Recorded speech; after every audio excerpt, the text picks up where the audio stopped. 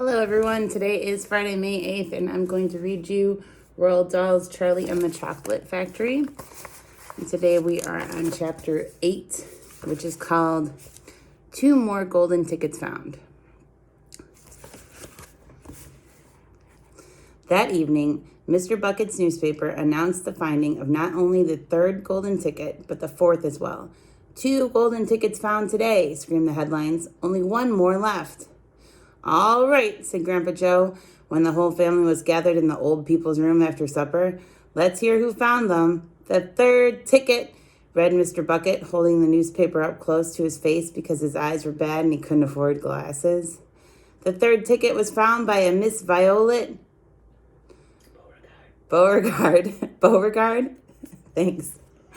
There was great excitement in the Beauregard household when the reporter arrived to interview the lucky young lady. Cameras were clicking and flashbulbs were flashing and people were pushing and jostling and trying to get a bit closer to the famous girl. And the famous girl was standing on a chair in the living room, waving the golden ticket madly at arm's length as though she was flagging a taxi.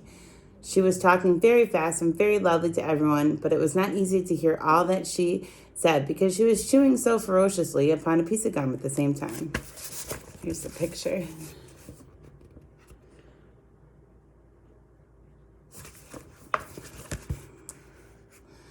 I'm a gum chewer normally, she shouted, but when I heard about these ticket things of Mr. Wonka's, I laid off the gum and switched to candy bars in the hope of striking lucky.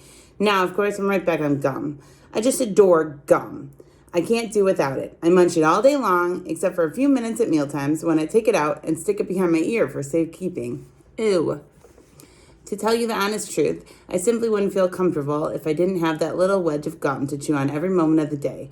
I really wouldn't. My mother says it's not ladylike, and it looks ugly to see a girl's jaws going up and down like mine do all the time, but I don't agree.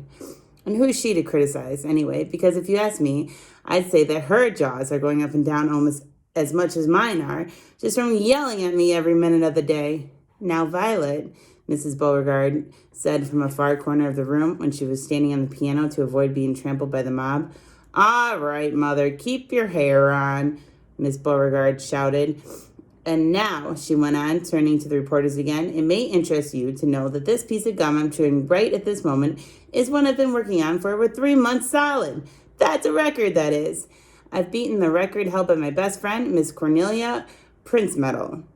And was she mad? It's my most treasured possession now, this piece of gum.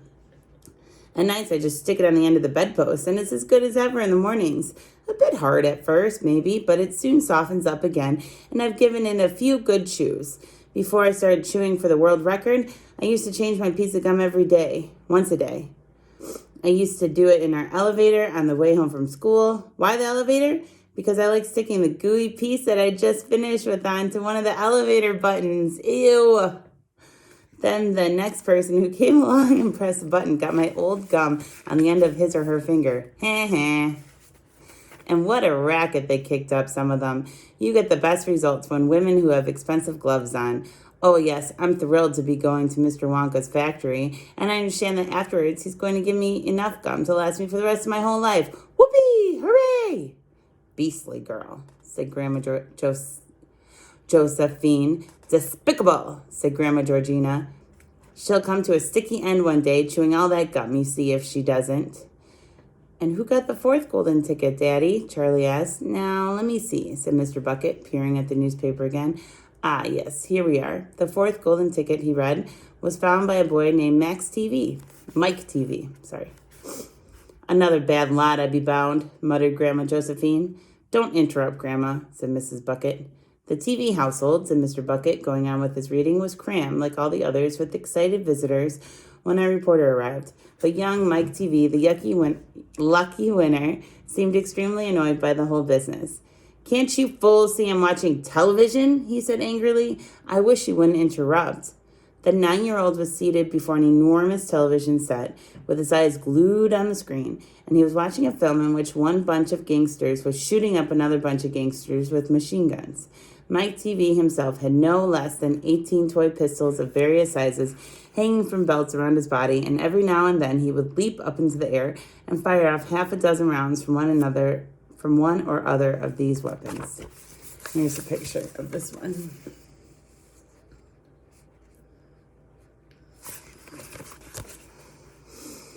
Quiet, he shouted when someone tried to ask him a question. Didn't I tell you not to interrupt? That show's an absolute whiz-banger. It's terrific. I watch it every day. I watch all of them every day.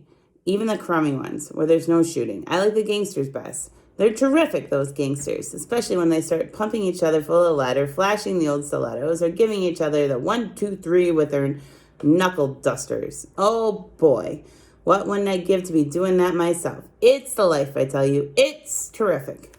That's quite enough, snapped Grandma Josephine. I can't bear to listen to it. Nor me, said Grandma Georgina. Do all children behave like this nowadays? Like these brats we've been hearing about? Of course not, said Mr. Bucket, smiling at the old lady in the bed. Some do, of course. In fact, quite a lot of them do, but not all. And now there's only one ticket left, said Grandpa George. Quite so, sniffed Grandma Georgina. And just as sure as I'll be having cabbage soup for supper tomorrow, that ticket will go to some nasty little beast who doesn't deserve it. So we'll read chapter 9 on Monday, and that's called Grandpa Joe Takes a Gamble. Okay, have a good weekend. Bye-bye.